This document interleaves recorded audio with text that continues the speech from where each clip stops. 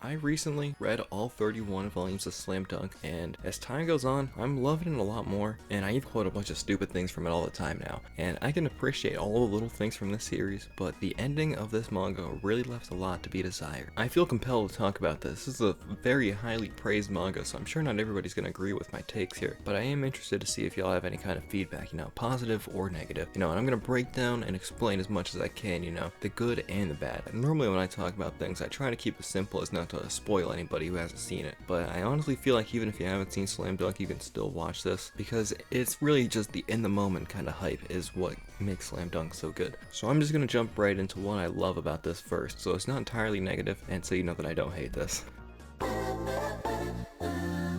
One of my favorite things about this series is the main character, Sakuragi Hanamichi. Like, this character is exactly what I like to see in a protagonist. Sakuragi is a delinquent, and he holds himself to very high regards, He can dunk a basketball in the beginning of the story, but that's really about it. And he's a character that you really want to see do great, But he's just consistently falling on his face and making a fool of himself, like on and off the court. And to see this guy try as hard as he can, it really just makes you want to see him succeed, In some video I made, I kind of related Sakuragi to the likes of Kinnikuman's main character, Suguru, and also Asa from Chainsaw Man Part 2, because they had these kind of similarities that I really like. Yeah, and it's this kind of attitude that Sakuragi has that makes him one of my favorite characters ever. Like, he can just do simple things and go for a layup, and I just get really excited to see if he can make it, and see if he can make his team proud. That's the kind of vibe you get, that's the feeling you get from this. Yeah, and I have just as hard of like an emotional response to Sakuragi just slapping the coach, or when he starts fights with his rival Rukawa in the middle of the game, It's just anything on and off the court that he does that makes me genuinely worried, because you just want to see this guy live. You just want to see him do good things, But he just doesn't know how. He's just dumb.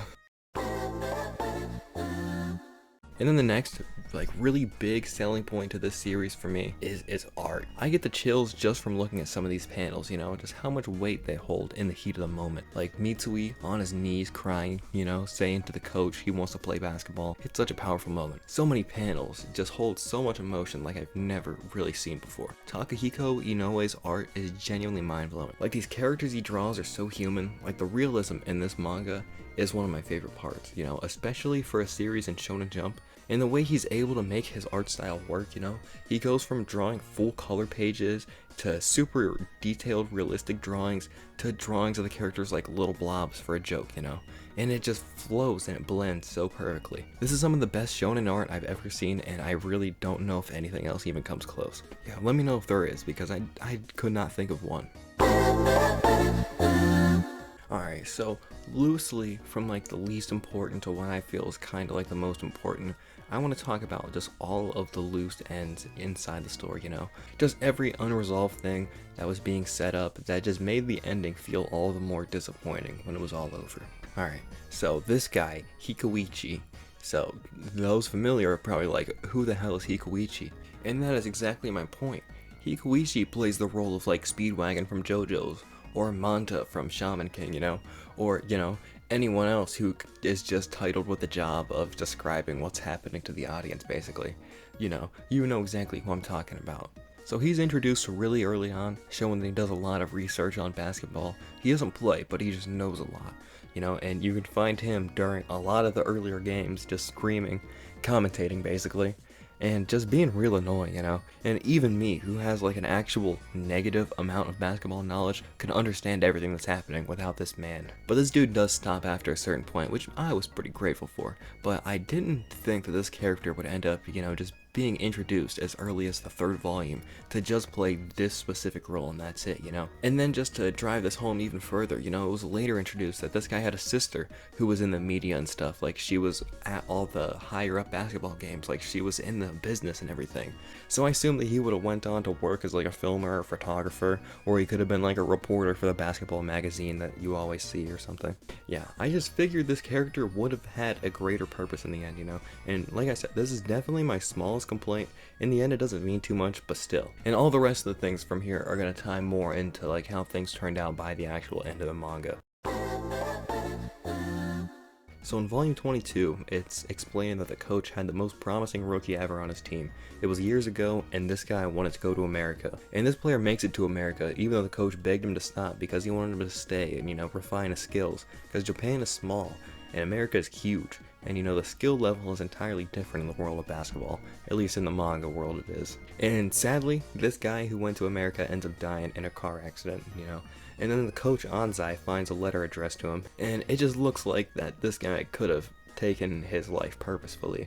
So yeah, pretty deep and pretty sad, honestly. So obviously, when Rukawa says he wants to go to America, the coach is just gonna go through a wave of emotions and not want him to go. And although throughout the story, like after that, Rukawa's goals never change. Like all the way to the end, he wants to go to America.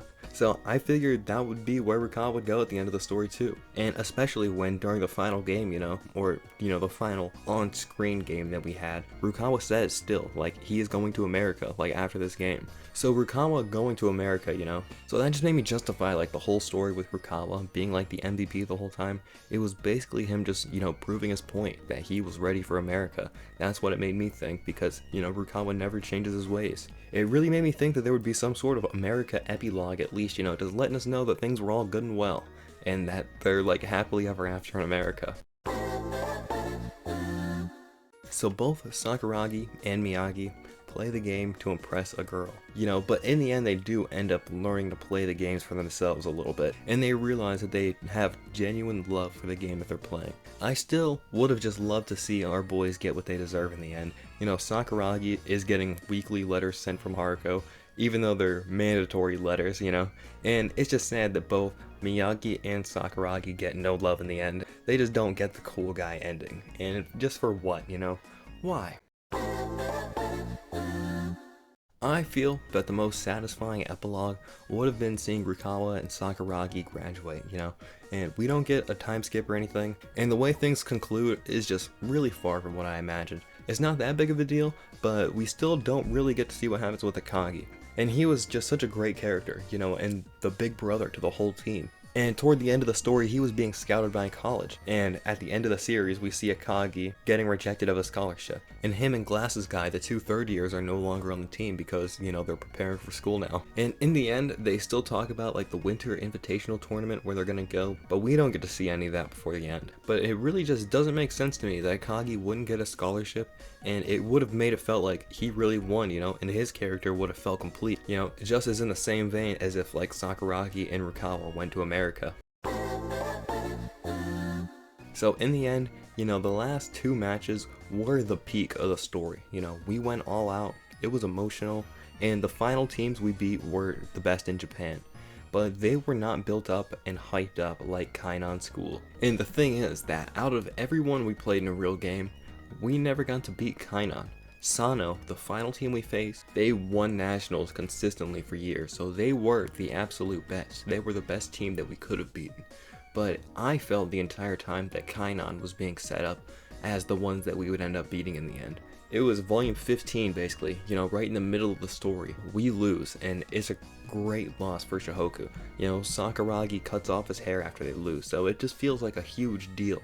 And Kainan was seriously being built up, like, to be the crazy tough opponent, and they were from our prefecture, and at the time we couldn't really see anything past that. And compared to how Sano was built up, they built most of their hype up through flashbacks actually during the final game.